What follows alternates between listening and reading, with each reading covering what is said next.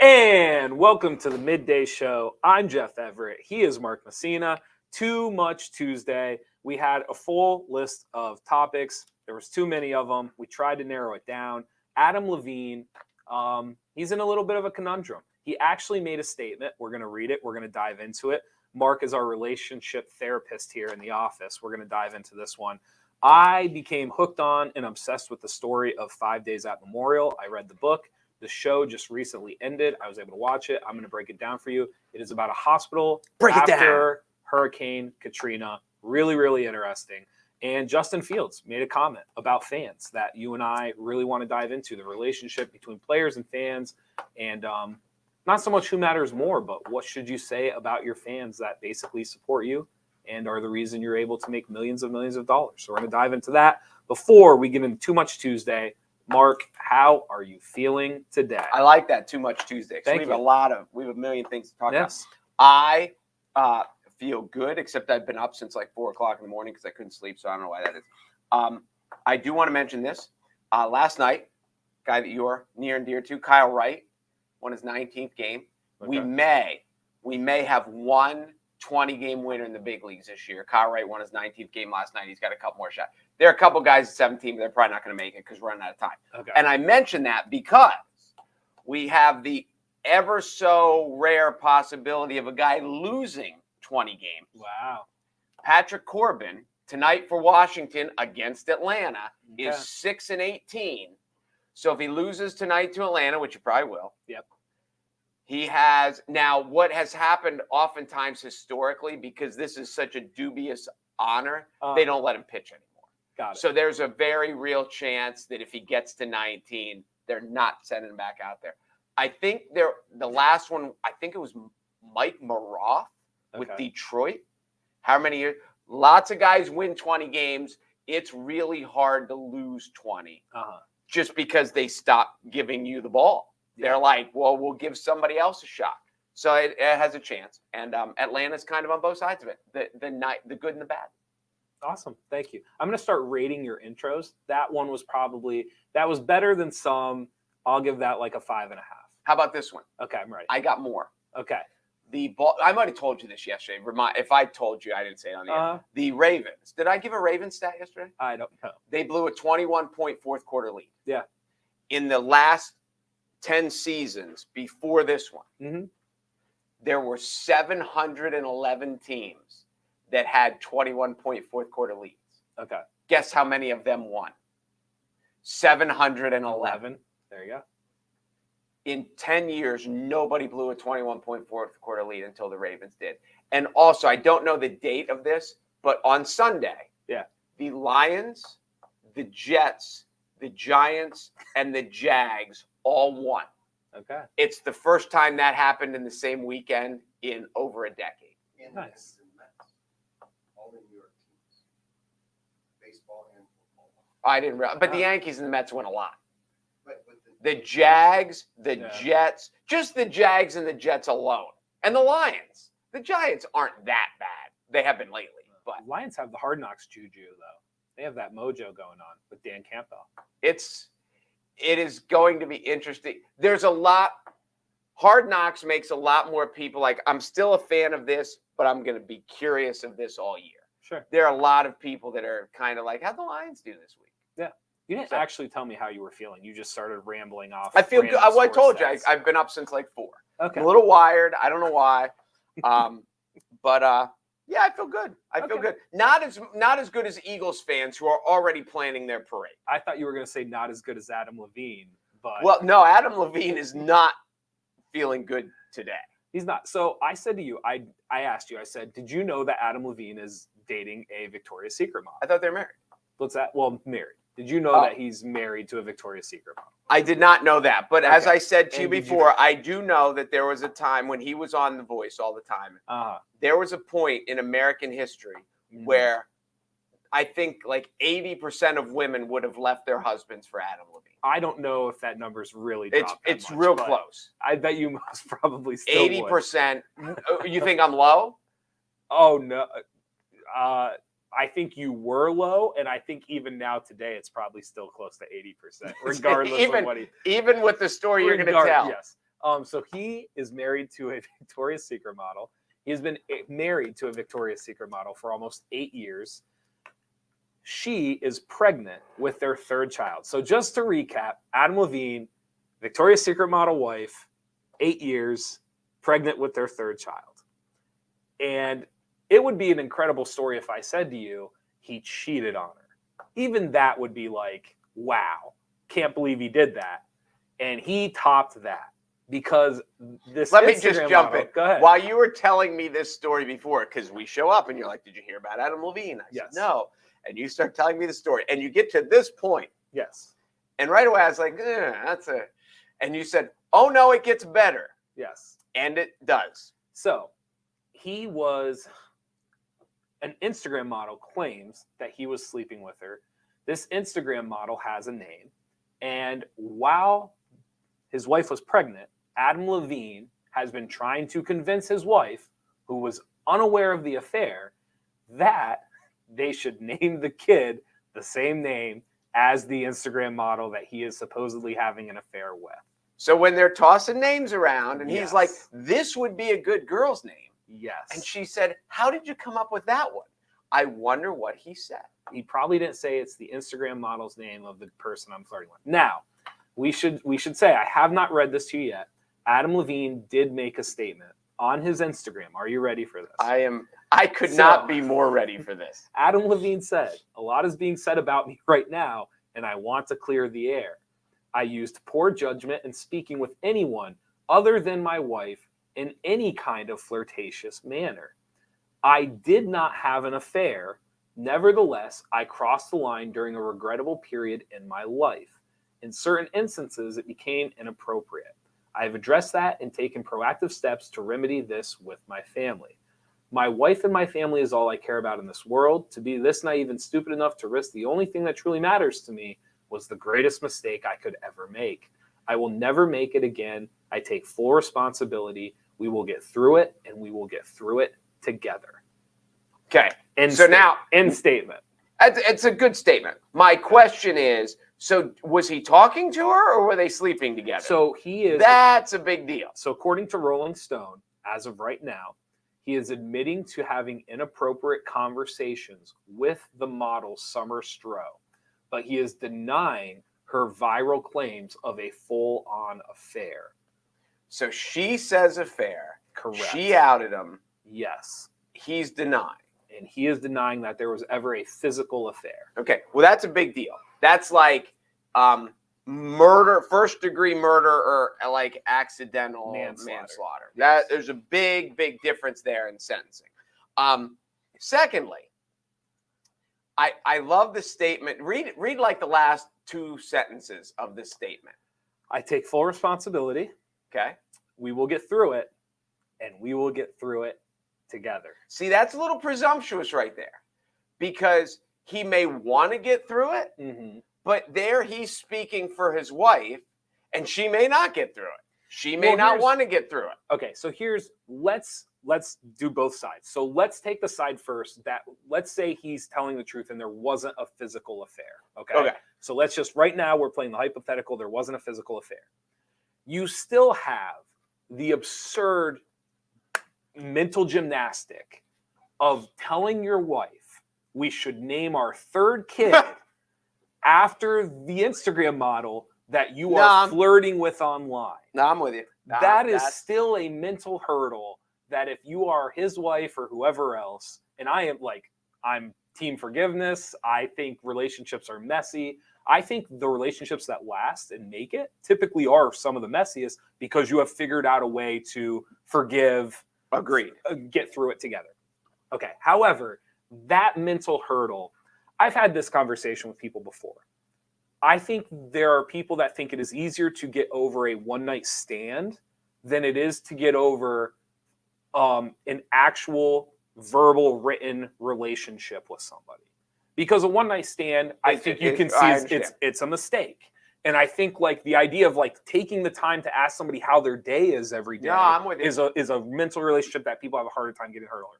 So as his wife, and I'm not his wife, that mental hurdle of knowing you are talking with this I person love every the things day. you clarify. No, that mental hurdle of having to know that not only were you talking to this person every day, but you were talking to them in a manner in which you were so engaged that you thought it would be a good idea to name our kid the same name. That is, I don't know. I don't know. That's a long one. I don't think that's a 2-monther. I think that is a long, long, long, long mental hurdle to get over. Agreed. Okay. So here's my. Do you want to look at the other side first? This is going to sound harsh because I don't mean he's a rock star. Uh-huh. Like you married a rock star Ooh. that every woman in America wants. Interesting. I hadn't thought of it from that perspective. Is there this? Okay, but hold on. Because just a reminder, she's a Victoria's Secret model. Correct. Okay, so if how do I say this without sounding like a jerk? If he married somebody that was just a very beautiful, nice woman, but he married one of the only Victoria's Secret models in the world. This is not like they're on the same level. I would say there are more Victoria's Secret models than there are Adam Levine. Interesting. This is what makes, and I'm not saying that it makes her at fault in any way. What I'm saying is, aren't her DMs just as full as his, though? Aren't her what? Aren't her DMs just as full as his? Because to me, it's not so much comparing. No, to me, there's not. You don't have. Well, to me, there's not more comparing. Are there more Adam Levines or Victoria's Secret models? To me, it's more about the comparison of what you are threatened by every day in your marriage. And so that means most people get married and they can go their entire life without their marriage ever really being threatened. It's not like somebody goes to get a gallon of milk at the store and they got hit on by every. Right. However, I would imagine Adam Levine and a Victoria's Secret model, it's not like there's a huge gap between how often their marriage is being threatened by other people trying to get at them. No, I get that. It is a fact. So just imagine how many guys if this girl is hot enough to be a Victoria's Secret model, I'm thinking out loud here. How many guys in the world could she date that are more desirable than she is? And she might have found one. In this relationship, it's Tom Brady and Giselle. Okay. In this relationship. But I think is it possible that Giselle is second in the relationship? Maybe.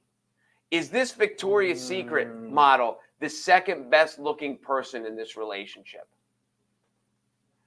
Okay.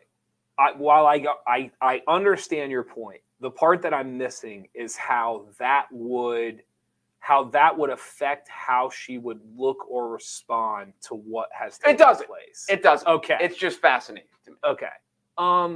So let's say it would be that was the when Brad Pitt was dating Jennifer Aniston. Was he the second best looking person in the relationship? I mean, to you, yes. Well, obviously to me, yes. But to America, I've told you, Brad Pitt is.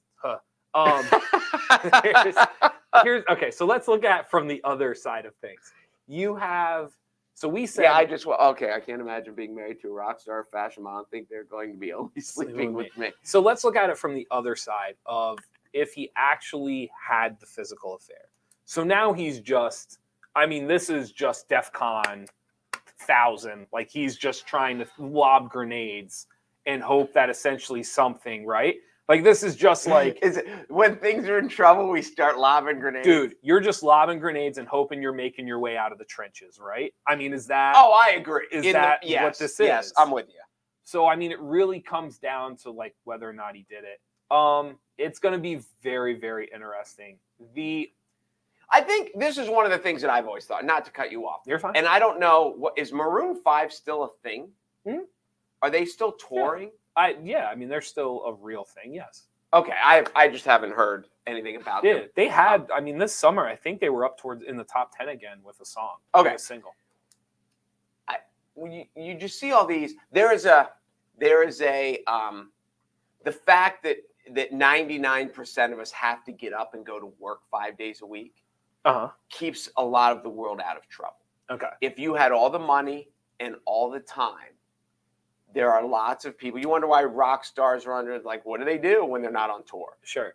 And I saw an interview with Slash once with who's had his public battles with substance, and they were on some like 2-year tour, and he said, I don't want to stop because I know if I stop, I'm going to go home and sit for a month and I have nothing to do. Sure. So that's when I get in trouble. It's not when I'm busy and we're on tour. So you can imagine anyone, whether you're a Victoria's Secret model, a rock star or not, when you have young kids at home, it's the most trying time in a marriage.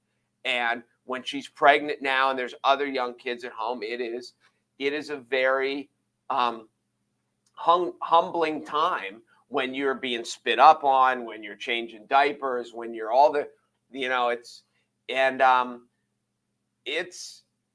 I can imagine that his rock star world that he had felt all those years and he needed to feel like a star again would be my psychological analysis as to. Maybe possible. There are two other things I wanted to mention to you. The Summer Stroh, the way she did it on Monday, yesterday, she released a TikTok video in which she claimed she was involved with the singer for about a year. She said, quote, I was having an affair with a man who's married to a Victoria's Secret model. At the time, I was young, I was naive, and quite frankly, I feel exploited. So there are people online who are essentially saying that the only villain in this story is Adam Levine. Disagree. And there are some people that are saying that Summer Stroh was innocent. I do know that in the video as well, she also said that Adam basically expressed to her that that his marriage was not going well, like that it was not a thing. Essentially, it would be like people who are still married, well, but obviously it wasn't they're separated. Going well. Yeah, right. I will give her this much in her defense. You're talking about Summer Stroh, yes. If they are still touring, which I know they were on tour, because of that, it could have been very easy for him to say, yeah, we're not together, because they might not have been together for, Oh, it's possible. For normal schleps like us, we go to work, we go home at night, we go to work, we go home at night. It's hard to say, any of us are separated if we're going home at night. But if he's on a worldwide tour and they're doing 80 shows, there's lots of nights. So that's the one aspect where I'll give her a slight defense. I don't know how she's being exploited. It seems like if she outed herself, who else was exploiting her until she outed herself? It'll be interesting. I think sometimes there's this idea of exploited as like a public exploitation, but you can be personally exploited. And I think that's how she's like, you can't be personally exploited. What do you mean? By him? By anybody. I don't understand what you're getting at. You can't be personally exploited? You mean, are you saying, just to dumb it down, like she was used? Yeah. She feel, yes. Okay, I get that. Yeah. But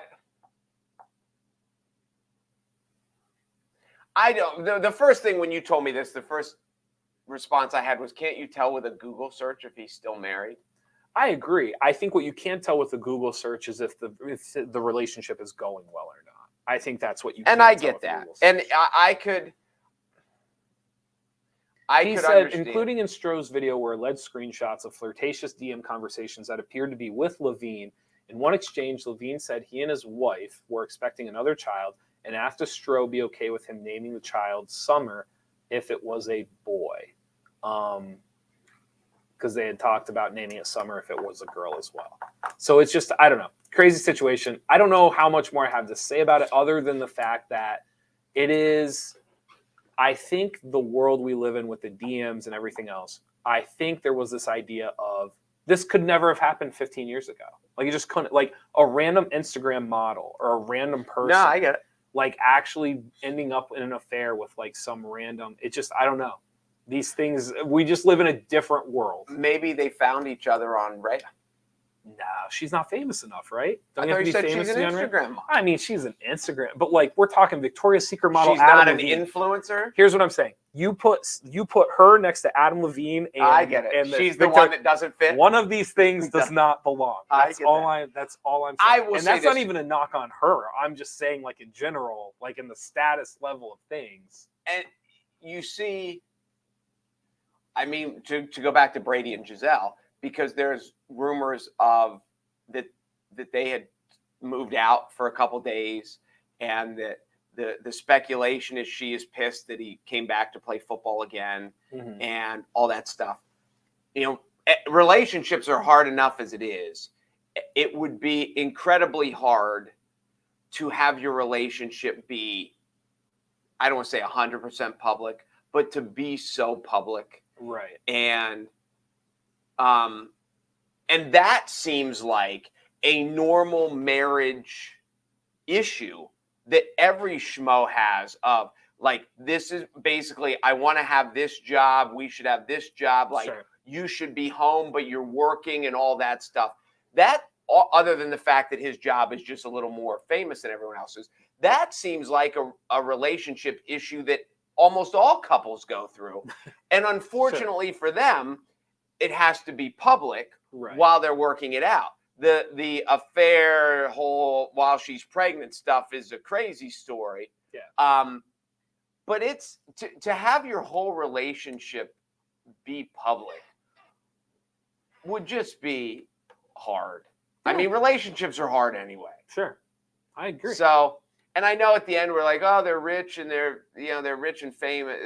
Rich doesn't make the struggle and, parenthood and like with the kids and the pain and all that stuff. I don't think it doesn't numb it. No, but I don't think anyone's necessarily saying that. I think what makes this story fascinating is, like I kind of said to you, if you took one of these things, it would kind of be like, oh, like if I said to you, like Adam Levine cheated on his wife of 8 years, you'd be like, oh, really? If I said Adam Levine cheated on his Victoria's Secret model wife, you'd be like, oh, really? If I said like she was this, pregnant, you'd be like, oh.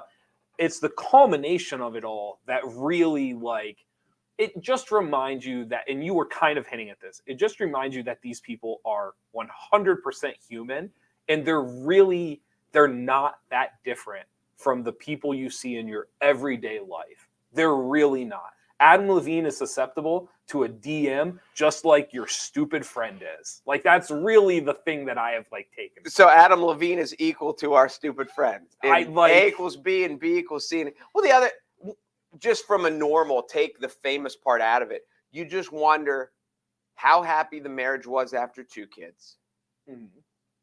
Was, I just think it's was the third kid. See, you keep bringing it back to the kids, and I just think it's like, and sometimes in your relationships, it's just like, how often is the relationship being threatened, and how susceptible are you, and how easy is it? And so if you're Adam Levine and this person like DMs you, like, how easy is it to respond to that DM when you're not around your wife, when you're on tour, when you're doing all this stuff? Oh no, it's really easy. I get that. My question would be, how happy was the relationship before?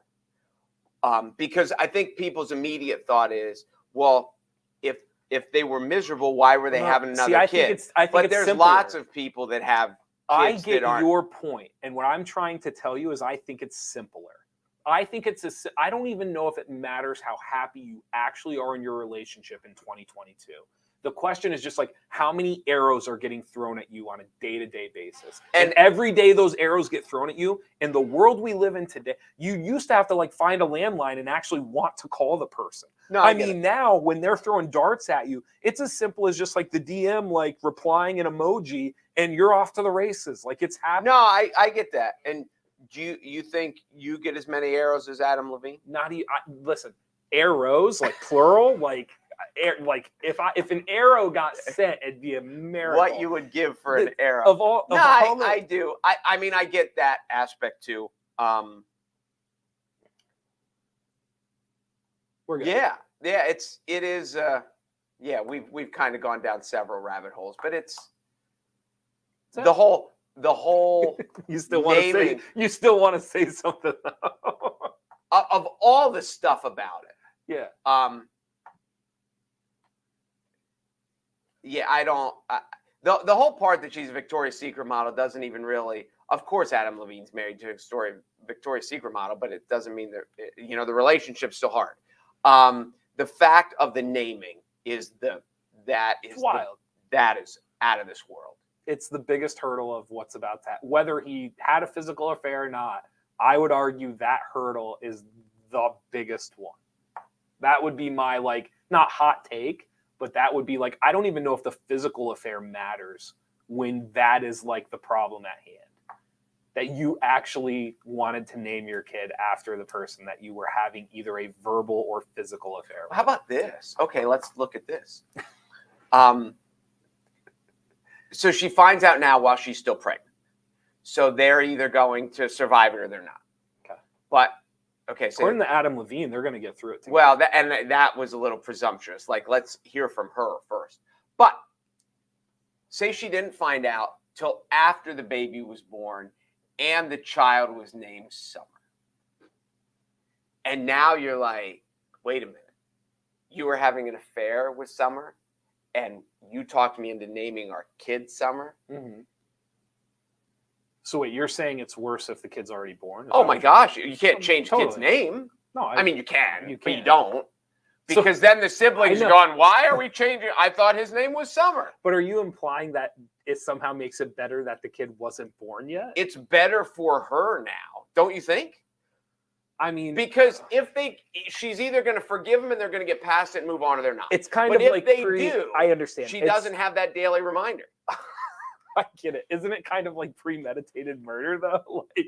Hey, I didn't actually kill this person, but here's the gun I bought, and here's the plan, and No, it doesn't. well, I don't know about all that. I think. What do you mean you don't know? It's just it's premeditated.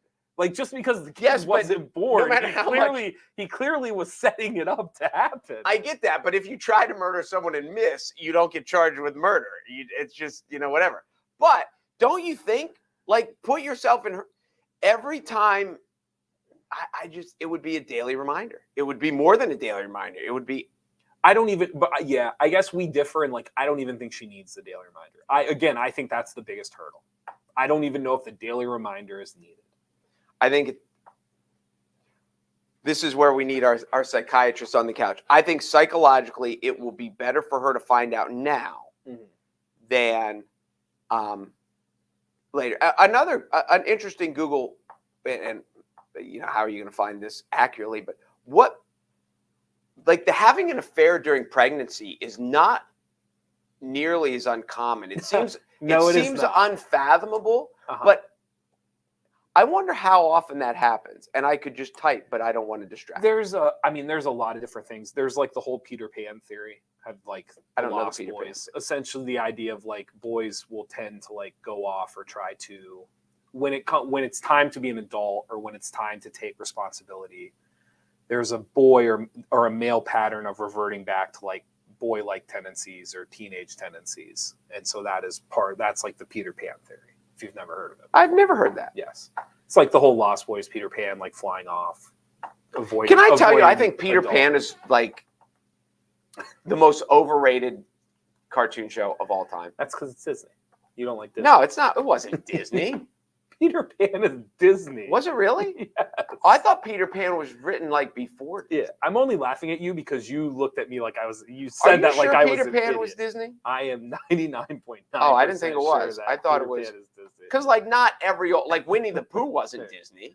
It is now, but it wasn't at first. Tastes Like Good says, in summary, attempted murder is better than murder. Attempted murder is better than murder. Yes, he's summing up our conversation. If you're okay, hold on. Go ahead. You go to the next thing I'm Googling. What are you Googling? I'll just tell you. I can just tell you the answer.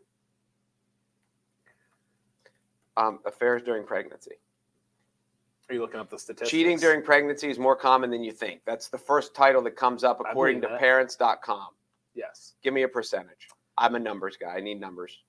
Are you asking me what I think it is? No, I'm reading what parents.com says. Renee says, I think it's better to know before she has the kids than after she has the kid. Amen. I think Mark was saying that, and I would agree with Mark. What I'm saying is that gap is smaller than what we think it is. I think she's thinking about it. Oh, I don't think she's like, yes, I found out before.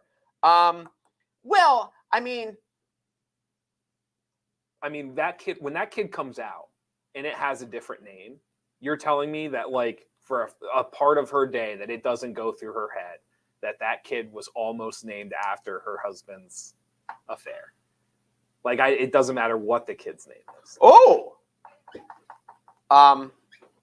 no. Before I get to this, I am with you, but she at that point she would have made the conscious decision to forgive, just like everyone else who survived. Way more, according to Adam Levine, it's not even conscious. Well, they've already got it's there. subconscious, according to Adam Levine.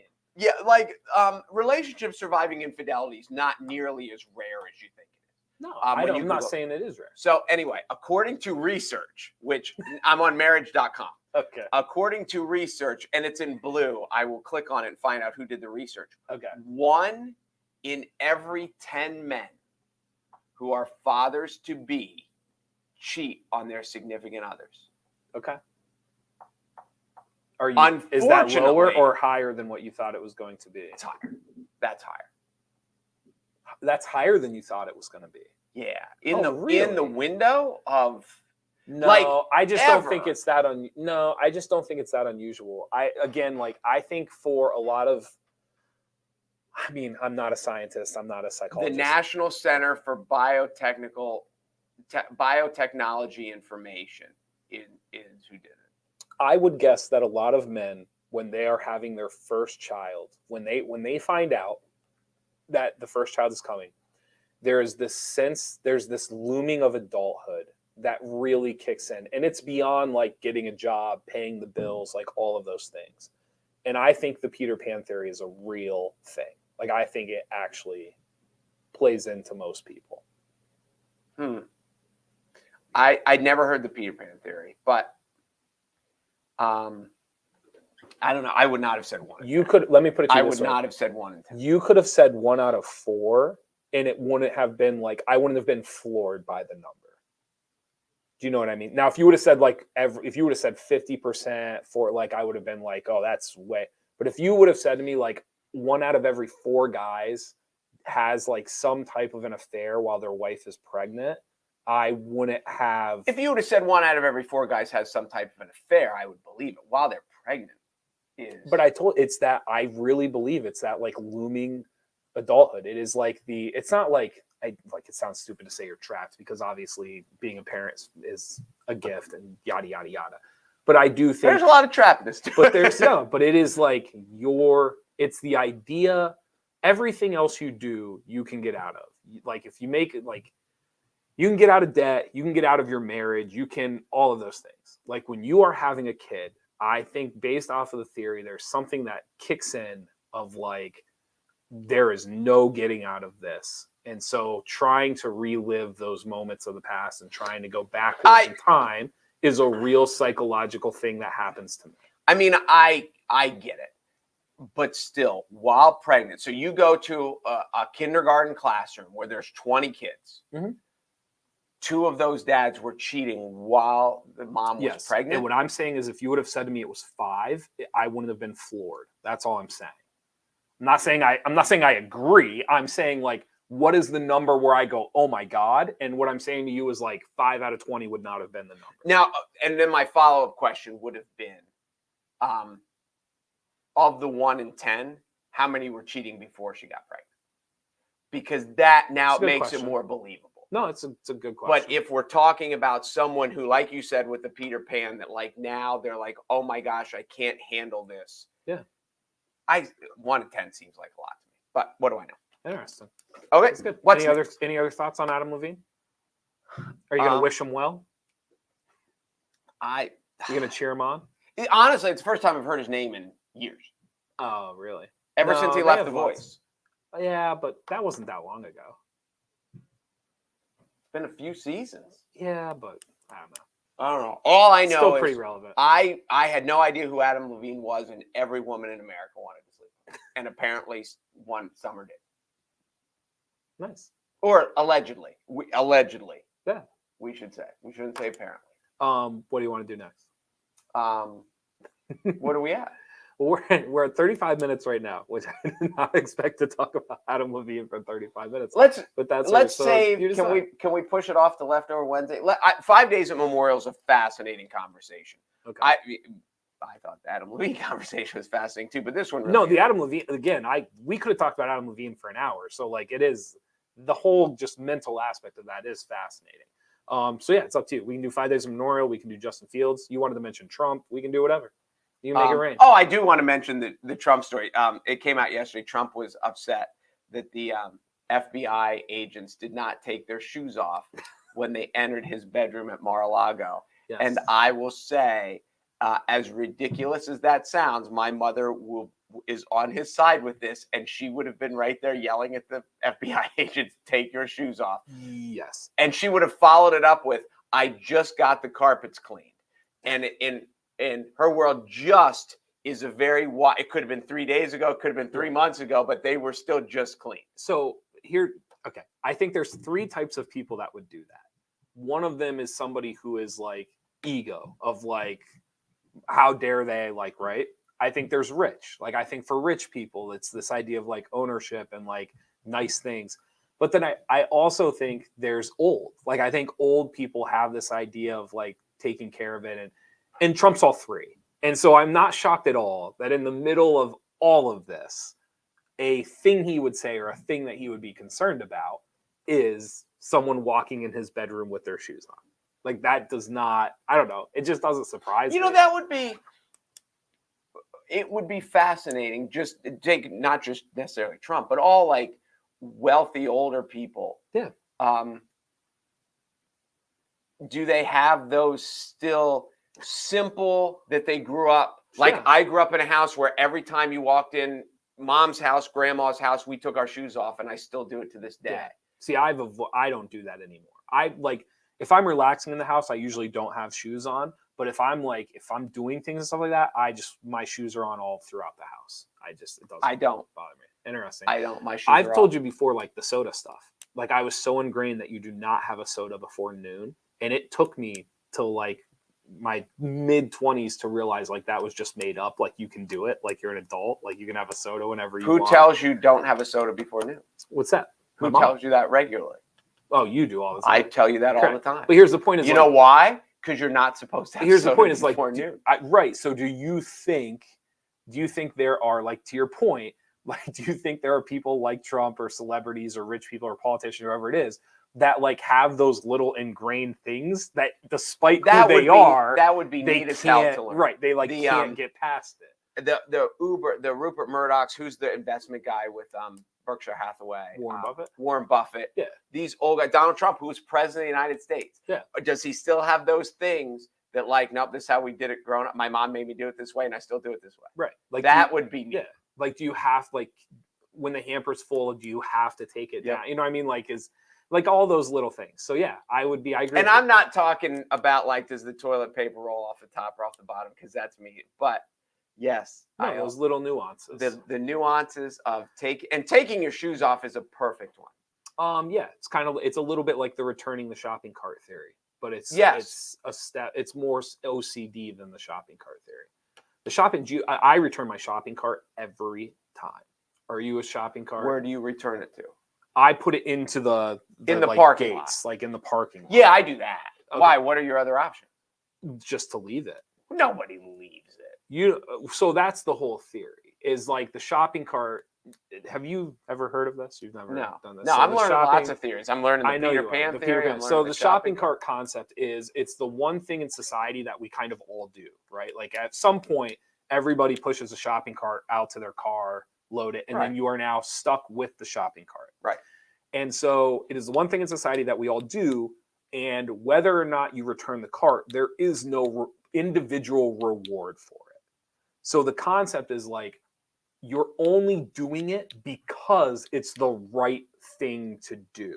There's no financial reward. Everybody. There's no, I don't think everybody does it. You're telling me when you drive through a Walmart or a Lowe's or a Sam's Club, you're telling me that every cart makes its way to the gate. I mean, So the theory. yes. Theory. Yeah. So the theory. The only is, time I don't put it in is when I'm lucky enough to be parked close enough to the building, and then I just take it right back up to where I got it from. Well, yeah, but that's the same thing. It is the same thing. Okay. But you never leave it. Nobody leaves it. You don't. Okay. I can't talk to you about Maybe it. I It's have fine. a better. No, you're good. It's maybe fine. I have a better belief in society. You think if we went to pick a Walmart, If we went to like Wise right now, there's like 3 carts in the lot. you without think a so? Oh yeah, all the time. If you go to Lowe's, there's just carts all the time. Yeah. Not everybody I'm going to start returns paying their. attention. Not everybody returns their cart. I'm going to start paying attention. Now, like if you go to like a Sam's Club, I mean, they're so on top of it, you're never gonna see one, right? Like they're Because of the constantly, employees. yes. Okay. But if you go to like a Wise or a Lowe's or something like that, like you will see random carts I'm out gonna and look. about all Maybe the time. maybe I have a better belief And in again- society. And again, it's the most unselfish task that we are all as in society basically brought upon, is that idea of like, will you take, because you're not getting anything out of it, nothing. It's one of the only tasks you Do you can know do. how? Like Do you know how hard it is to push a cart into a little? I'm just saying though, like when you cook something, like you're like focused on it from like a different, like to you, it's just like, it's so easy to do. It's It is simple. so easy to do. Right. Set that aside. If you cook something, there's a reward. You now get to taste it. You get to eat it. You get to watch other people eat it if that's like your thing. To return the cart, there is no satisfaction to it. The only reason you return the cart I get is because that. it's morally the right thing. But everyone. So you think, but that's the point I'm making to you. Think about what you're saying to me is the one task in society that if you do it is morally correct, you think there's a 100% success rate. You think that everybody in society will morally do the one thing that there is no reward to be benefited from. That's what you're saying to me when you say nobody leaves their cart. I don't think anybody really. Is there? People do it all the time. See, and that's the thing. I know it obviously happens, Right. but I don't. Maybe.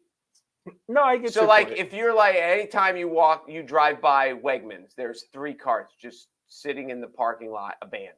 Oh yeah, depending on when you go and what's going on, absolutely. If you go to like a Walmart at the right time, I mean, there's just carts everywhere, without a doubt. I'm going to pay attention more. Okay, that's good. See, I'd even if it was raining, would you leave your car? Raining? No, I'm telling you, I never leave. I never leave my car either. Listen, I do. There are I don't recycle. So like I'm not sitting here and saying this so I can be the moral high ground. You know what else is I easy? don't recycle it, and I Recycling. think it's a waste of time. So I'm not like Mr. Moral, like I do all these things. However, I return the cart every single time. I think everybody. I'm gonna go sit in a Wise parking lot now for a day. I'm gonna take notes on who doesn't return their cart because I think there'll be 2 people. Justin Fields or 5 days at Memorial. Let's do Justin Fields. We need to hold 5 days. 5. Okay. Because we've lost too many people. And Justin Fields made a comment. For anyone who doesn't know, he is a young quarterback for the Chicago Bears. He made a comment after their loss to the Green Bay Packers. Here was the exact quote.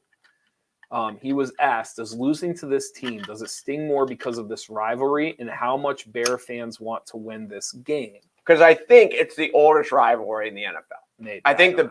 Bears and the Packers have played more times than any 2 teams, than any 2 other teams, because they're so old and they're in the same division. So, Justin Fields, again, the question was, does losing to this team, does it sting more because of this rivalry and how much Bear fans want to win this game? Justin Fields' response was, I mean, it hurts more in the locker room than for Bears fans. At the end of the day, they're not putting in any work. I see the guys in the locker room every day and how much they put into it. So, and then that was the end of the response after the so.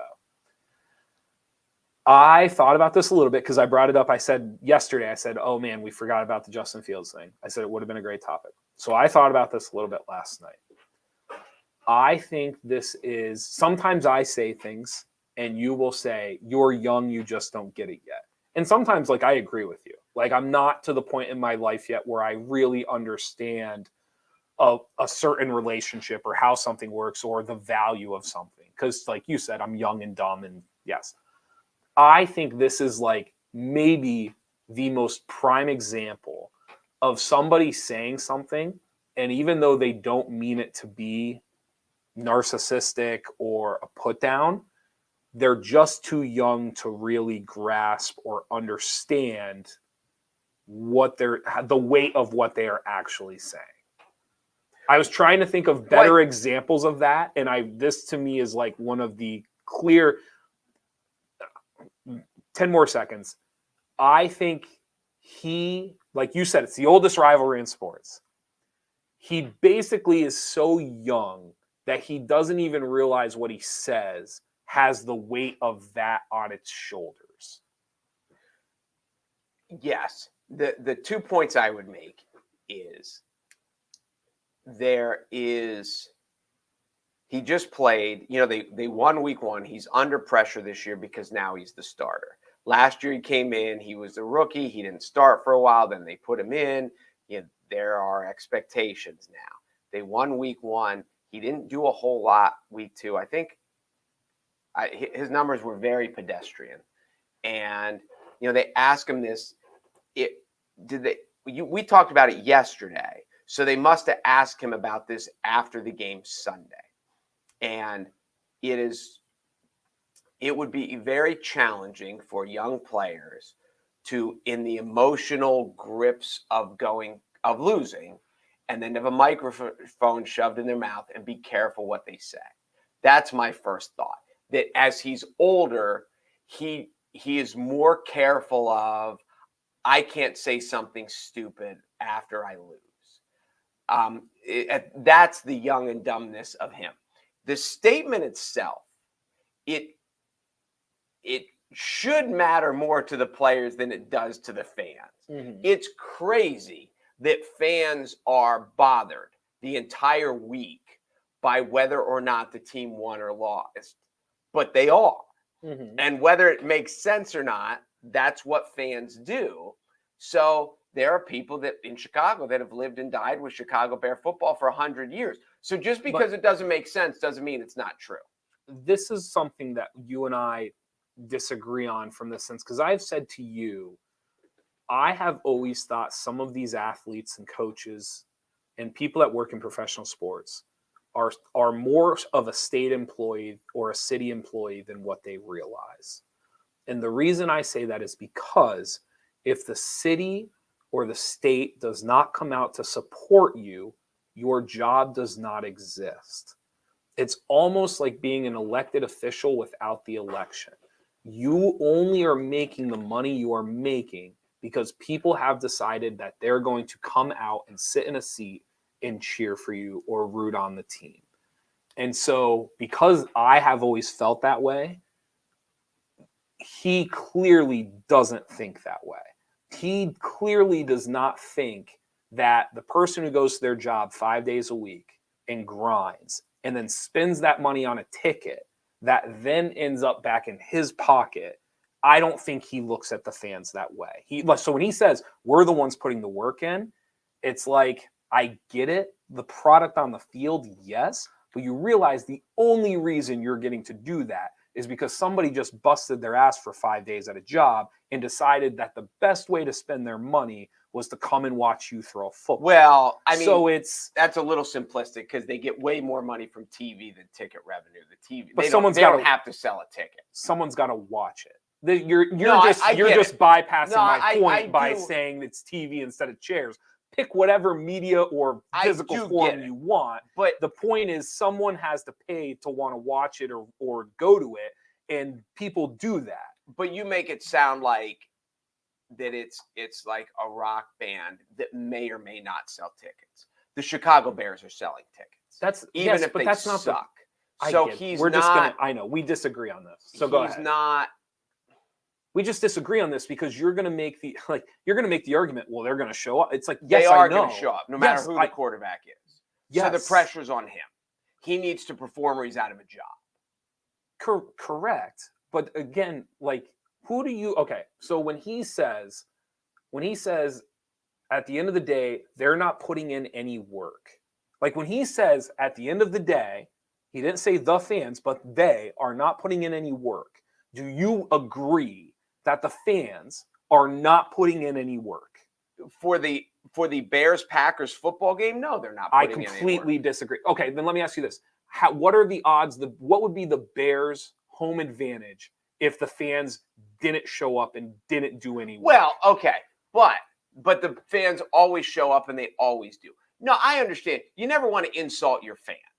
I get that. In any business, in anything you're doing. But you don't think he did. But no, I do. I think he did. All right. He absolutely did. Okay. But his statement at the end of the day is kind of like, if they're saying who should be more upset about the loss, the players or Joe Lunchpail? And Joe Lunchpail is just as upset as the players. Did you ever see the movie? Was it Fever Pitch? It was about Red Sox, and I can't remember who it was, but they're out to dinner after a Red Sox game, and they're distraught because the Red Sox just lost. And they walk into a restaurant, and there's two players sitting there having dinner. And the guy's like, why am I more upset than them? They just lost. This shows how ridiculous it is that my emotional is wrapped into what they do. But that's the only reason it all works. I get it, but it's not new. It's going to work 10 years from now. It's going to work 20 years from now. I understand. So it's not. It's only going to work 10 years from now because of what you just described.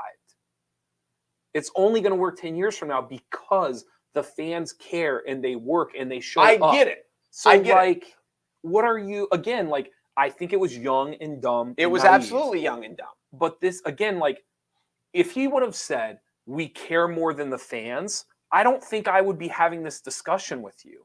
I think the part where it's like, dude, is when he says they're not putting any work in. And to me, that is like another level. It's like you're because he means they're not in the weight room. They're not studying film. They're not in the practice field. They're not doing any of this. They just show up and watch.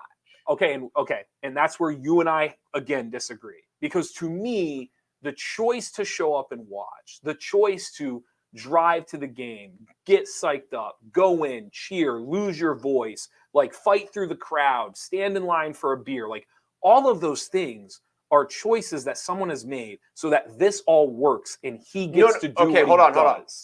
They're all choices they made, but not so this works. It's choices they made because it's fun for them. Yes, but it's the most enjoyable thing they can do on Sunday afternoon. They're not saying I'm going to show up so Fields plays well. But what did they have to do to be able to show up on Sunday? Well, they had it took effort, but it took not only did it take effort, you have to have a job and you have to work and you have to grind to be able to afford to be able to go and see these things. So again, for him to imply that there is no work being done on the other side of this relationship is really bad. It's not good. And it's wrong, to be quite honest. Well, it's not a true. It's listen, not a I'm true not debating state, that it was a stupid statement. I'll say it again. So let's say this. So Penn State plays Central Michigan on Saturday at home. Penn State's 3-0. They just beat Auburn, whatever. If they go lose,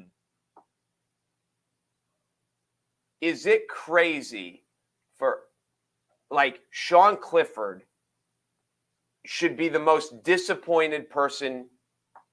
The most disappointed person in the Penn State world. Sean Clifford and James Franklin should probably be the most disappointed people in the Penn State world. Right. If a fan is just as upset as Franklin and Clifford are, isn't there a little bit something off about that? I don't think so. Because again, it comes down to effort, energy, and where you put your resources. And so if I'm a dude who's grinding 5 days a week and I decide that I'm going to show up on Saturday to support this team, like that's where on my day off and with the money I've earned, that is the thing I'm going to do. Didn't we both put the work in to try to support this thing that we're both upholding? Like I understand that there are people on the field who are getting to decide the results, but the idea that the fans are not putting in work to make this whole thing exist is insane. But here's the thing. Okay, I guess this is the point we're making. You make it sound like the fans are doing it to be charitable. and the fans are doing it to help build up the product. The fans are doing it because that's what they want to do. The fans are doing it for purely entertainment resources. You don't think that's why Sean Clifford and James Franklin are doing it? Why Sean Clifford and James Franklin are doing what? You don't think that's why they're there? Because it's the thing they want to do? Yes, but it's their. So then what's your essentially point? their profession. On a Saturday afternoon, the 100,000 people, Penn State can go and do whatever. They can go to the movies. They can go here, and Again, they've decided it's a cause and effect thing though. Because why is that James Franklin profession? Because 100,000 plus people on a Saturday decide we're going to try to support this thing that we think we care about just as much as you do. They're not trying to support it. They're going because it's the cool thing to do. Oh, there's lots of cool things to do now. It's 2022, dude. It's not. It's the coolest thing for 100,000 people. It's the coolest thing to do, or they wouldn't do it because Really? they have a million. You don't think it's things because they're alumni, or it's because they love football? Or There's a lot of alumni that don't go. Okay. It's because they love going to Penn State games. Okay. It's fun for them. So just to clarify, to wrap up, your point is that the fans what? Your point is that when it comes to a player or a fan, the relationship is the player does most of the majority of the work. I think what is it that you are? Where have you fallen on this debate? No, you never want in any business. You don't want to insult your clientele. Okay. And so Fields made a stupid statement, but there's way more pressure. Fields has way more to lose than the fans do. But I just don't think that's the debate, I guess. I don't think the debate is whether or not Justin Fields should care more or not. The debate is what Justin Fields said fair or true? And I don't think either of those things. But it comes back to, should Justin Fields care more or not? No, why? That's not what it says. That's not what we're debating. What we're debating is when he says they're not putting in any work. Well, he meant they're not. If he would have said they're not in the weight room, they're not watching film. I just said that's what he meant. But I feel like I said that because I said to you, I said, listen, if Justin Fields just come out and says listen, our locker room's hurting a lot more than the fans are. I actually think if you're a fan, you're kind of good, great, like you said, you should care more, great. When he adds in, then they're not putting any work in. I don't know, dude. I've gone to a lot of games where I can't, I'm standing, I'm cheering, I'm into it, I am part of the crowd, I lose my voice. And then it's the idea that I'm not putting any effort or work into this. I don't know. Have you played in an empty stadium? Well, I will say how much fun is it to play in an empty stadium? No, I get that. But the state, no matter how bad they won't be, the stadium won't be empty. That's not the point. But I do get the point. The point is not. No, you don't. There is a value to the home field. Now, this game was on the road. So when he's saying there's nobody that drove, they stood and they were loud on third down and all that stuff. It's a dumb statement, but it is. I would go a step further than dumb. I've always debated this aspect. It's like when I go see Bruce Springsteen, I'm paying the money. I'm the reason Bruce Springsteen's rich too. I'm a whatever percentage. Yeah, no, whatever. You are. So does that mean I get to tell him what he should play? No. Well, no, but he should try because that's so funny you say that though. Because remember, I came back from a Zach Brown band concert, and I said to you, I was 80% of it was not Zach Brown. Okay. And so I was what is going? So it's funny you say that because yes, in a way, he should play songs that make you want to come back to see him. But that's his decision. But as the artist, when I go to a Bruce Springsteen show, I can send him my set list that I want to hear, but he's the performer. It's like telling a comedian what jokes he has to tell. I don't think that's a fair analogy, though, because the analogy would be you and I go to a Springsteen concert, and at the end of it, he's he has a bad show, and he says, yeah, listen, I just don't think the fans really, they don't put any work into it, so what do I care if they think the show is bad? That's essentially the analogy. And people would be well, no, that's garbage. We showed up, we were ready to cheer you on, we were ready to listen. I just think it's worse than dumb. Again, like I said, I think he made a mistake because he is young and he is naive, and we have a tendency when you're younger, you say stuff all the time like that to me, and I'll reflect on it and be he's right. I don't fully grasp yet the There's value. There's only been twice that you've said I'm right. No, more than once. But clarify this. If Springsteen came out and did a bad show and said, I don't care, then that's one thing. Fields didn't say we lost and I don't care. So if Springsteen is if the audience, like with John Bon Jovi, who's lost his voice, then put it if in the analogy audience that is you want it upset- to be in. Put it into the analogy you If want the that au- relates to Justin if Fields. the audience is upset that I paid this money, John Bon Jovi's voice is still affected by COVID or whatever. Okay. If John came out and said, I don't care, I made the money, then it's one thing. But if he's like, But if he came out and as a said, professional, if he came out and shouldn't he said, be more upset than they are? if he came out and said, I'm more upset than my fans, at the end of the day, they're not putting any work in, that would be a problem. It was like a bad that's not statement to make. okay, But at the it's end worse of the than day, dumb. It's worse than dumb. I don't disagree with that. Okay. But at the end of the day, the pressure is still on the performer. I get And that is, and I've always disagreed with this, where they're like, as the audience, as I'm supporting Bon Jovi or Bruce Springsteen or Motley Crue, whoever it is, I'm paying my ticket because it's what I've decided that is the best entertainment value for my day. No one's so saying I don't that. get to pick the song list. Nobody. I'm going to be happy with what they play. I'm not implying that Bears fans should go to the field and expect Justin Fields to throw 5 touchdowns. I am saying that as a fan, I would hope that the players would understand that I did put some work and effort in, and I have decided to be a part of this. That's what I would hope. And that quote from Justin Fields shows that he does not understand that. And I'll even throw in a yet, because he's young and he may eventually figure that out.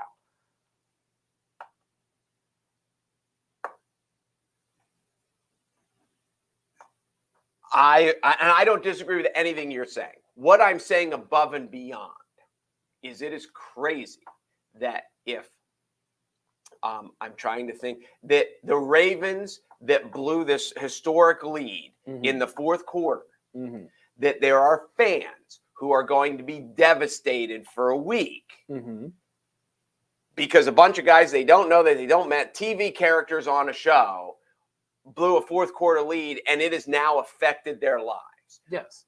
There's an absurdity to this. And even though it's true, and we all have been there, works. It is the reason it works, but it's still absurd.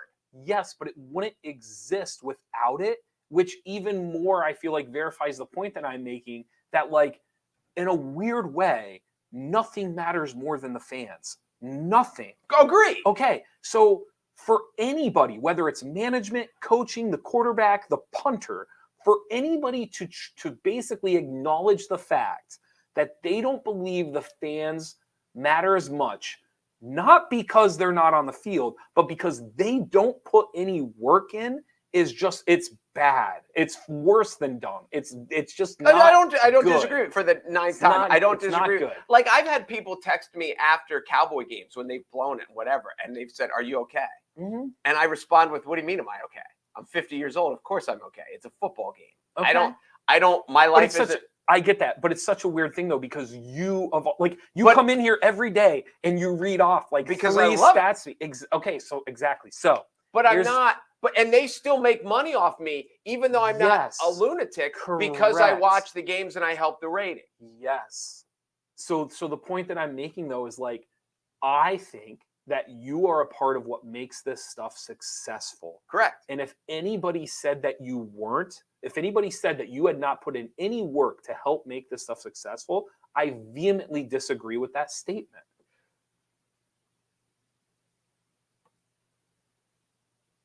Why? Because I don't know. Because I flipped through the remote and I sat on the couch. No, but then I don't you go do anything tell else people, for the NFL. But I did look at the schedule for the week. Does that so matter? funny. It's so funny you say that, because then you come in and you tell these stats, and then you'll drive 3 hours to a Baltimore game on an afternoon on a whim to like go. Like the idea that you are not putting forth an effort to make some of this stuff successful, I can't, of you of all people, to not see that blows my mind. No, I see it, but what he's saying is like,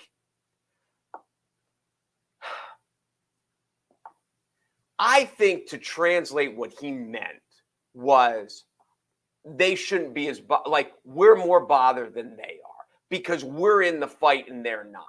And that's what I think And if he would, meant. yes, and if he ended it there, I don't even know if we'd have a conversation. I today. think he just misspoke. I don't know if he misspoke. I don't know think if he did either, but I think he's young, and I think. Oh, I know he's and young. I think he doesn't quite see yet that there are different levels of effort and there are different ways to put in work. And so to him, the grind is between those 100 yards.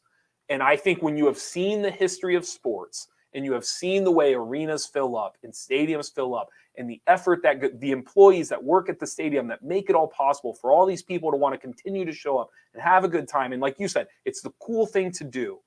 To completely throw that aside and just say the fans don't put in any work, I think it's beyond misspoken. That's all I'm saying. And again, I will add a yet again. Yeah, he might just not understand it yet. Well, and I think one of the things too that he will understand is the level of fanaticism of fans doesn't make sense. It'll never make sense, but it'll always be there.